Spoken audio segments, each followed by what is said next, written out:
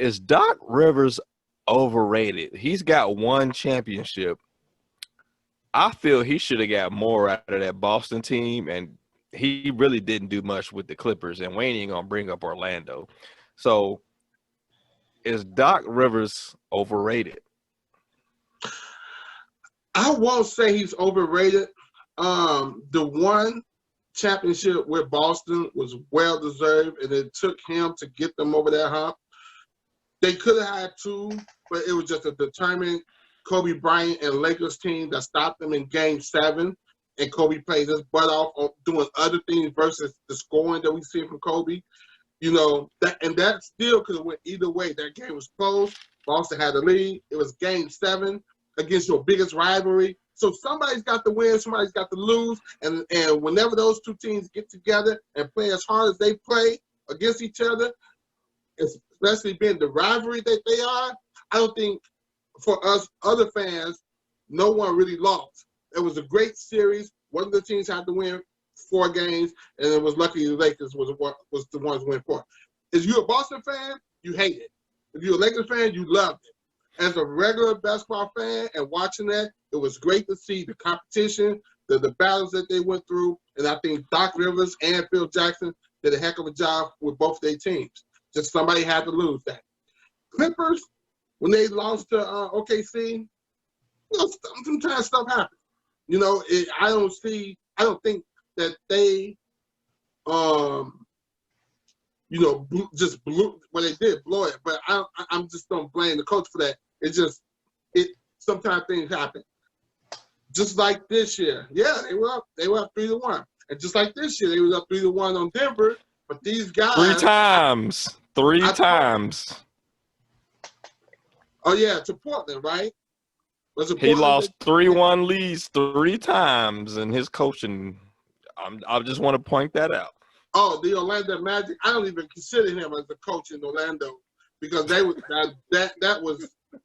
that was garbage. I think they lost to Detroit came back from 3-1 on them. So yeah, but I don't even look at that. But Clippers twice they lost 3-1 leads, and I think both times the players froze up. And I think Doc tried his best, especially this last time against the Clippers. Against Denver. Doc did everything he could as a coach to get these guys to do what they need to do to finish this off. And those guys blew it. Like Lil O said, he can't go out there and shoot the ball and put it in the basket and play the defense and do the things he needs to do. He can only tell them, and I think he did everything he can do, and I blame the players for it. But, of course, he got to take the fall because he's been there, 5-6 years, and they haven't gotten over the hump. But, no, I don't think Doc Rivers is overrated. I don't put Doc Rivers up there with a Greg Popovich or Phil Jackson. But I do put him up there with like a Jerry Sloan, even Larry Bird. A Rudy T. Yeah. Even Larry Bird with Indiana. You know, he was a great solid coach for them, and they just couldn't get past the Bulls. And then they did actually get past and then ran to the Lakers in the finals. So I don't think Doc Rivers is overrated, but I don't put Doc Rivers at the highest level of coaching. But he's up there. He's an elite coach. And now he's just going to be a coach that's collecting money. So I don't think he's overrated, but I think his IQ for the game could be a lot better as far as running plays and stuff. That's probably his lowest of his skill set. I think he a great. On that one. I think he's really great at motivating players, but sometimes, you saw it in this series. I will say he didn't do much of a switch up. He just kind of wanted to go with y'all should be able to beat them doing this. Y'all should be able to beat them doing this. Every game, y'all should be able to, you should be able to beat them doing this. It didn't really switch much up. So I think his IQ isn't the greatest. It's good, but it's not like top level. So I think that one kind of lower, but his motivating you, I think that's really good. So I think him being a motivating coach and expecting you to be great. Like, no, you're gonna go out here and be great. And if you're not, I'm gonna say something, and that could be good or bad depending sometimes. I think with the Clippers, it kind of got bad. I don't know what happened with them, man. They just had a complete meltdown. Whatever. I don't know what happened, but I think his motivation is great, but maybe sometimes it could be a little much. But I wouldn't call him over. I think he's a great coach. He's the kind of coach you need, and that's why you have other coaches with you to come up with schemes and stuff for the court plays and whatnot. But yeah, I mean, Iyimme, you said take a drink to that when I said his IQ, but you even said yourself that he didn't make any changes in that series against the Denver. None. Like they started coming back, and it's just I felt like he was more so just mad about it. Like y'all should be able to win doing this. They lose again. Y'all should be able to win doing what I said y'all could do. And I feel like that's kind of what was happening because there wasn't no switch ups really. So that's why I said the IQ thing. It could be better because no way you're just gonna keep doing the same thing and like yeah, your team better, but that style isn't working. They not winning like that. How y'all go game 7, y'all don't score. Clippers didn't score until like the 4-minute mark in the fourth quarter. I think it was like 4:52 or something. And it was off it was a tip dunk. So somebody shot a shot and missed, and what's his name? JaMychal Green was able to tip dunk it. And it almost could have been basket interference. That was their first bucket in the fourth quarter of game 7 on the team that was down 3-1. So it's like, come on, coach. That's the one thing I'll say, like his IQ gotta get better. But over there in Philly, they need motivation more because I think they just get away with so much. They're like little divas over there. They do whatever they want. How my man, y'all know I love Benny. This man stayed back after they lost against Miami or whatever. In the regular season, they lost against Miami. This man, team went back to Philly. This man stayed back with, I think he was talking to Kendall at the time, which is, that's dangerous already anyway. He's talking to the Jenner family and the Kardashian family. That's like being put in the sunken place off Get Out. You know what I'm saying? Something like that. That's Medusa, bro. You can't look Medusa in the face, man. I'm telling you. She's like, we're staying here. Okay. Coach. Right. And it's the casino, right? What they call it, the casino or something? Yeah, but it's like, stuff like that. Doc's like, boy, come on. You not standing out here.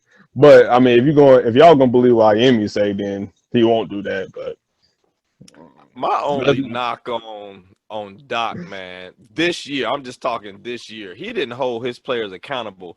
Like when they talked to him after all the losses to the Denver Nuggets, he's like, it was just like, it is what it is. You know what I mean? It wasn't like, we got to do this. We got to do this. We got to get better at this. It was just like, we just didn't get it done tonight. What can you say? I tried. I'm losing my voice here. I can't talk much. So, got a couple minutes here. Right. 2 minutes after game. I'm leaning towards Doc Rivers being overrated. Like, he got the 1 ring. I give him that. He should have got 2, maybe 3 out of Boston. But Orlando, he ain't do much. Clippers didn't do he ain't do diddly squat. Like, that low management crap came back to bite him in the ass at the end of the season. I'm glad it did, too. He dropped the ball on that. Like, this is the NBA. And Doc Rivers is old school. You played in the NBA. Back in his day, if you could walk, you played. So he should hold his players accountable and be like, look, Kawhi. Hey, man, he saw what Kawhi did going to – he saw what Kawhi did going to Toronto. He was like, you like that? You can just go over there for 1 year and win? Oh, you want to come over here and rest? Go ahead, bro. Hey, better show me in the playoffs. Here's the deal, guys, with Doc Rivers. First, the Orlando Magic, for me, coaching there, I kind of erased that out of my brain because he was a rookie. It was his first coaching experience. He didn't really know what he was doing. He didn't know what he was getting into as far as coaching. I don't even think he was an assistant coach prior to becoming a head coach. So I kind of give him a pass from the Orlando Magic experience. Okay, bringing up Kawhi, let's start right there. You was like, he didn't hold these players accountable. Well, in order for Kawhi to sign with the Clippers versus signing with the Lakers, Kawhi demanded that he get that special treatment. those load management days off. That was part of his deal to come there. And of course, they want him there. They trying to get Paul George. They trying to overtake the Lakers in LA and become the kings of LA. So Doc had to agree with that. I don't care which coach was going to be coaching the Clippers at that time. That coach was going to have to agree with giving Kawhi that. Now, of course, I don't like you. He always can play all the games and everything, but that was Kawhi's demands to come to this team. If you coach that team, if I'm coaching that team, I'm going to be like, yes, sir. Yep, we give it to you. Because we saw what you did in Toronto, we give it to you. Come on. We just need you here and just take us to the promised land. So any coach is going to give them that. So now, as far as you saying, hey, halftime scores, he's like, hey, they lost. It's what it is. I remember the several games into that series, he kept saying, we got to play better. We have to do this. We are not scoring. We are not rebounding. He was so mad at it. And he said over and over to the point where, what else can I say? Yeah, so that's why I was surprised you said that. I'm like, he was being pretty adamant in post game. He was very I adamant. didn't see it. Toward the end, it was like, man, what else can I say to these guys? And speaking of what else can he say to them?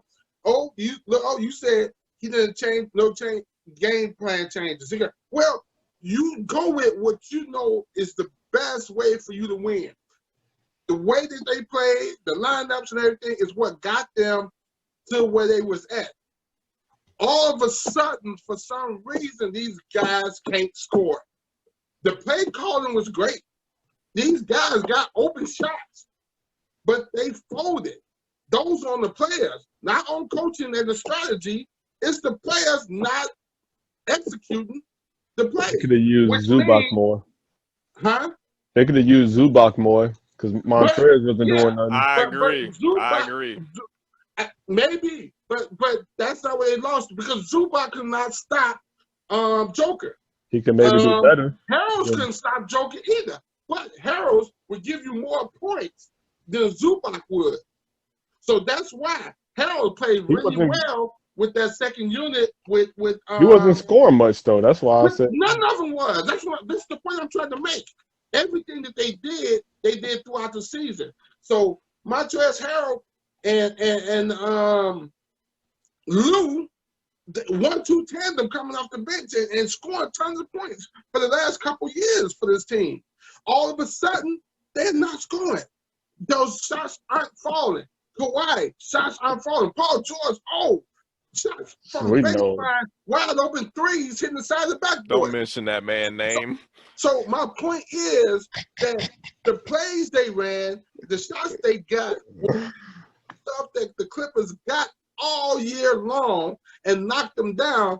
And for some reason, and I have to give Denver credit, for some reason, they couldn't hit the shots. And I think, and when I say I give Denver credit, I say because Denver was so hot in scoring on there when they got the ball that they never panicked. But I think it made the Clippers stop panicking. Like, we can stop them. We got to make sure we hit our shot. Now, when you're thinking about hitting shots, you missing shots. Now, if you're a professional, that shouldn't happen. I know when we play, if I get tense and the other team is scoring up, I'm thinking too much about my shots. You second guessing yourself, and you can't do that. You got to play through it and shoot the ball and do the things that you normally do. The Clippers, for whatever reason, played amateur basketball. That's why you got to make adjustments. And you got to blame the coach on that. That's not coaching because the coaches still got them in their position to score the same as they did all year long. They're just missing the shots. And who are you going to do? So, watch this, though. My favorite team, George Popovich. If you ain't producing, what he going to do? Take you out. But, yes, you're absolutely right. But it depends on personnel. Pop had other guys who he knew can step up. And the Clippers, it was all of their good players that was hurting them. All of their good players. I mean, from Lou to Montrez to Kawhi, Paul George, them they top 4 players, and they all not scoring. So Montrez, you can switch out for Zubac. I feel like he ain't that much better than Zubac. Yeah, he the good. man, Zubac had no And defense. undersized. Yeah, Montrez is he little. undersized. Zubac a little taller too. Okay, but you're missing the point. The reason Montrez is in the game because he's more athletic and he's going to get you buckets. So you got to say, listen, especially if we have the tough time scoring, which like the Clippers were, especially from game 4 on up, tough time scoring. If we have a tough time scoring, you got to get scores that you can get in the game. And Montrez, they both aren't going to, none of them, Montrez nor Zubac is going to stop Jokic. Jokic is too good for both of them. However, on the offensive end, Montrez can get you buckets and points and hopefully draw some fouls with his athleticism. It didn't happen because he wasn't scoring either. But Zubac isn't even going to get you that. Zubac, if he's close to let me break down why I blame the coach. You saw what AD did against Joker. Joker can't do anything with length. What does Zubac have? Length. You get Zubac in the paint and give him the ball, he'll put it in the paint. Like if he on the perimeter, he's not. Dog, if he's in the paint and you give him the ball, he'll put it in the. Come on. First of all, Joker. So hold on, pause. Hold on, check this out though. But even if he's not scoring, a coach should realize Joker can't do good with length. Which of my players got the best length? Zubac does. Are you telling Put him me, on the Joker? Try to stop him. Are you saying that Doc should have put Zubac in and they should have went in the post to Zubac? Are you really saying that? No, I'm saying this is what I'm saying. I'm saying the Joker doesn't do good with length defensively. Yeah. Zubac can defend him better than Montrell can. True. Montrell is undersized. That's not true. I'm talking strictly defense on the Joker. I would have gave Zubac more minutes. Make Joker work on offense so he tired. He can score on Montrell. Did you not see Joker dominate Dwight Howard and the game that hold on, and the game that AD had to hit the winning 3 at the buzzer? Did you see what he did to AD to get in the league for AD have to hit that winning buzzer? That was one play. That was one play though. Okay, but he can do that. Yeah, but one play consistently. A good defensive player. Now, what you think he's gonna do to Zubac? A whole game? A whole game? He ain't gonna do that the whole game. Maybe not against AD, but you put Zubac in there, he got no defense. He's not like AD. He's long. But he was killing. The White gave him problems. Foul him out. That's why they can't play him. Because we'll foul out and bring your star player Montrez in. You want to make Joker work, man. You want to make him work. Montrez wasn't able to do Zubac nothing. on him. And Montrez was trying to wear him down. Montrez was trying to be a little too flashy too, because I don't know, because he knew he was in the 6-man run. He was doing a lot of stuff like that he normally don't do. He trying to do a little quick cross, shoot a little midi, stuff like that. It's like, Montrez, do what your strength is, bro. So that's on the players because, like I said again, first of all, I'm just gonna say what I know what you was trying to say, what y'all trying to say, but I do not think Zubac would have stood a chance against Joker in this series. Montrez didn't. There's been too many pick and rolls. If you see how often Joker went up to pick and roll and then get the ball at the 3-point line. What is Zubac finna do? Put your hand up. They right there. All I'm saying, you could get him out the paint so he can't get the rebound. No. I'm saying when Joker come up at the top of the key to set a pick, and then now it's a switch. And if they don't switch for whatever reason, and Jamal Murray penetrate and kick it back out to Joker at the 3-point line, what's Zubac gonna do? If he gonna run up there, he's going around him. Zubac cannot move like AD. Put your hand up. And he's not a drop dead 3-point shooter. You live and die with it. All I'm saying is try it to see if it works. Yeah, they didn't even try it. Doc Rivers didn't even try it. Because they stick with the strongest points of them to win. But they kept losing. I think. Thank I you, Lil O. I can agree with y'all if it was a team like the Spurs, where you can have someone come in and spark your team. You're like, oh, okay, so this guy hasn't did nothing. Ron Artest with the Lakers, he gave him a spark. If Kobe said, let me stop shooting and give it up, Ron Artest gave him a spark. But I just don't see it on that team. So you saying you would have just kept you would have what Doc Rivers did and just kept the same lineup that's supposed to give you the best winning chance of scoring. So you're gonna keep that and never change it because it's your best chance. Yeah. Really? You ain't gonna switch it up? You gonna keep letting them come back and win? You have to get. I mean, look, they went up each game from the. Wait, you said star players. I'm not talking about the star players. Hold on, game 5, 6, and 7. Clippers had a double-digit lead, so they was doing some scoring. So they best options to score was doing their job at first in the game, and somehow they fall off. But you can't say, okay, we fall off. We got to go to a lower option. You hope these guys can start making some. You hope you gonna keep hoping until y'all get knocked out against the Nuggets. I'm gonna point something out. The Clippers lost all their games the same exact way. Third and fourth quarter.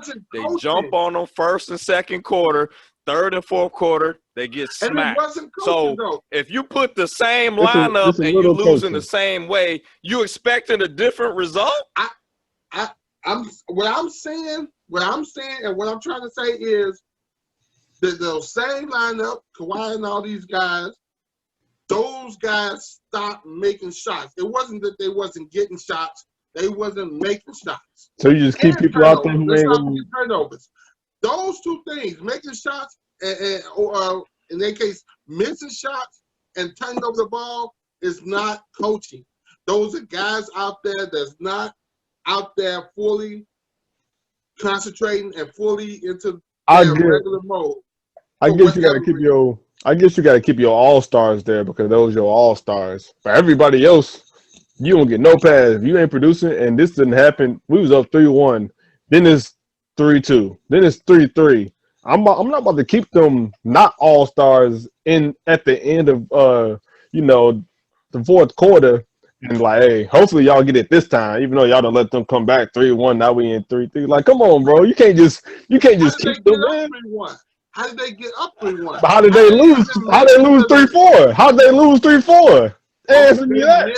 Shots. Okay, we'll switch them out. So you just gonna keep them in? So it was not a coaching change to make them okay. Now we not doing well because we didn't mix it up. No, it was just these guys stop hitting shots. So you just gonna hope that they figure it out at some point and win the game. Yeah. And it didn't happen. Three straight games. Like I say, unless you have a spark coming off your bench like Popovich had with his Spurs, if you ain't got that kind of bench, you already using your two best players off the bench, which is Lou and what's his name, and they in the game and they doing the same thing as your stars are doing, missing shots. So now you gotta ride that. Because you gotta ride it till you lose, huh? Come and be a spark. So you just ride it till you lose. I can't. Three straight games. I can't go 3 straight games and trying the same thing. Oh, third time the charm. He got that Celtics mentality. He think he on the Celtics still. Third time the charm. Let me say this real quick. Let's flip. Let's flip from the Clippers to Denver. They were down 3-1, but they continue to use what got them there, and they continue to get the pick and rolls and get the shots that they needed, and then they just start hitting their shots. They start executing their offense. They were down 3-1, but they didn't change. No, they start executing their offense, and they start doing it precisely. One game they went to Jeremy Moore. They went to Jeremy Moore one of those games because I'm gonna tell you. I'm gonna switch it up. That you get too. a lot of looks. And they gave your boy Michael Porter Jr. more minutes, and he was knocking down shots. Yeah. That would be defined as an adjustment, right? Michael Porter Jr. Let's not get carried away. He was in the game, but he only hit the 3-pointer to tie the game or something. He did. That was his only bucket. So it's not like that's an important shot, don't you think? I mean, well, Paul George could have hit the 3 from the corner. Could have. Obviously, he couldn't. No, he couldn't. So that proves all you do is prove my point that these guys stopped making shots. It's not saying Michael Porter Jr. came in and he scored 25 points and all of a sudden they unstoppable. He didn't. He knocked down that shot after saying what he said. He came in, knocked down that shot, which gave him his first basket of the game. And that was at the end of the game. And he played well after that in the following games. Yeah, he played well after that. 10 points, but he didn't come in to make a spot. Let's up the ante. But the bottom line of all that, what you said, is Denver started executing their offense. So now they're knocking down these shots. These players are hitting their buckets.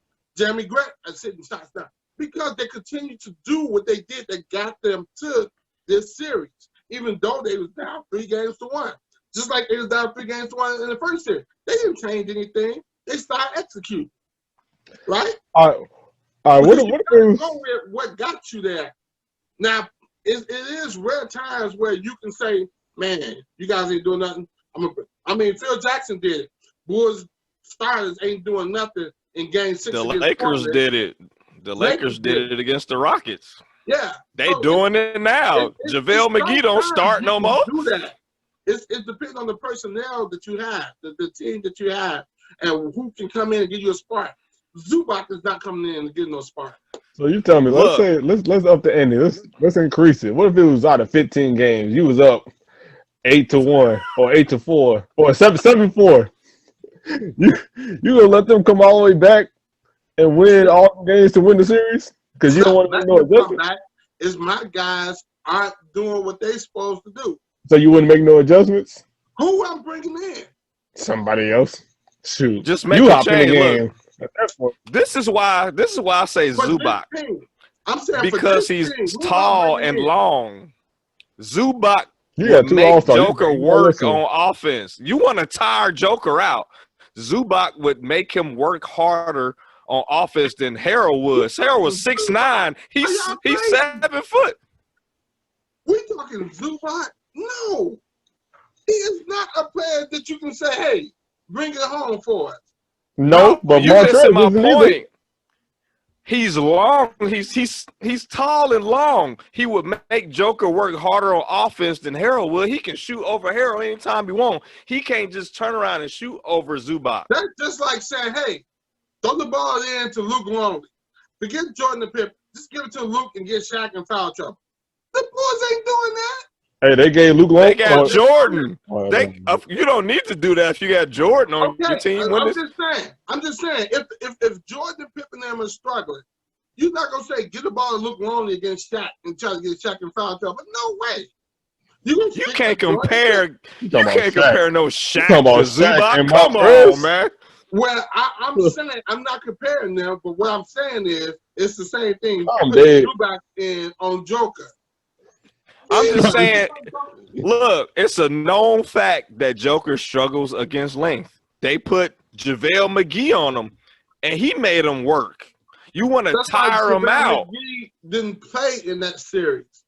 He didn't even get out in no time. He played a little bit, but I'm just saying you want to put length on Joker. Yeah, you want to put length on him. You want to make it difficult for him. Harold ain't gonna do nothing. He ain't gonna do nothing on defense to make it difficult for Joker. He's 7 foot. He can shoot over him anytime he wants. First, another thing, y'all act like Joker just standing in the paint and trying to score. He shooting threes. He outside on pick and rolls. Zubac cannot stay with him. I mean, Montrez couldn't either. But he's long enough to put a hand up. Orlando, Montrez will score for you. He didn't score though. That man was off and he came back to the bubble. They all okay. The point I'm saying is, whether he's off or not, Zubac ain't giving you those points. How So you know if you don't even put them in? If Zubac Try it. stop him, Just try it, though. Points, it's no need for him to play a lot of minutes.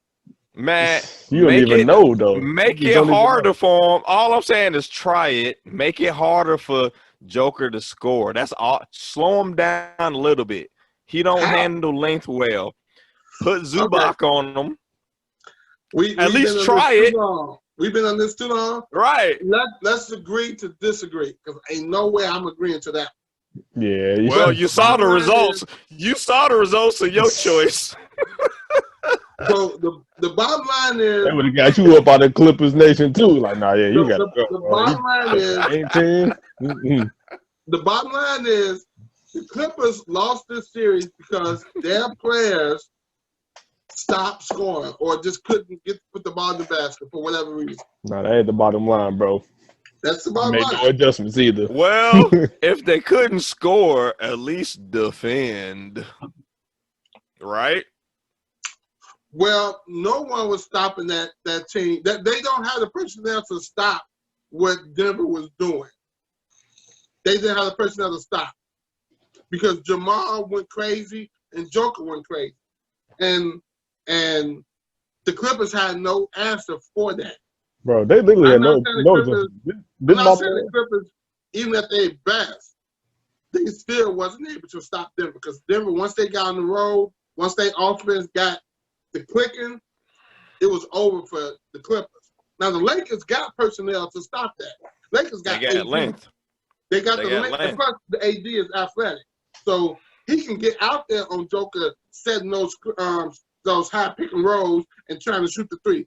He can jump out there on them and run back to the basket with them. So that's the difference.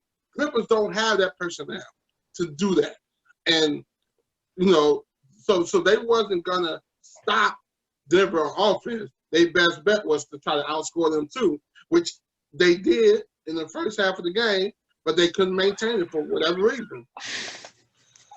Yeah, 4 straight times. How you lose 4 games the same exact way and don't make no changes? I blame the coach. Again, it just depends on personnel. Can you really make a change? And if you ain't got personnel, you can. You can. You got an NBA player on the bench. You better put him in. And hey, you bro, live with the results, man. Give him a few minutes. I tried it. At least try it. That's all I'm saying. At least try it.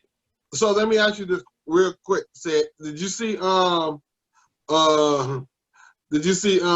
that goofy football movie with Adam Sandler? He remade it with Burt Reynolds. Oh, The Longest Yard. You saw the new one with Adam Sandler, right? So you remember when Adam Sandler set out, like, he got to throw this game, and they brought in that goofy quarterback who they know can't do nothing. So he's not going to get to no points. And they wasn't able to, at first, they wasn't able to stop the other team from scoring. And now all of a sudden, Adam Sandler sit out. This guy come in, what he do? I mean, you just know this guy isn't going to get you nothing. He's not going to get you nothing.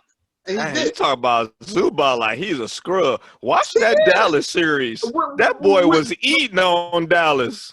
Okay, but that's against Dallas personnel. I'm not saying Zubac is a complete bust, but what I'm saying is that matchup against Denver was not going to work. It's the same mind thought as when the Lakers played Houston, trying to play Dwight Howard and McGee isn't going to work.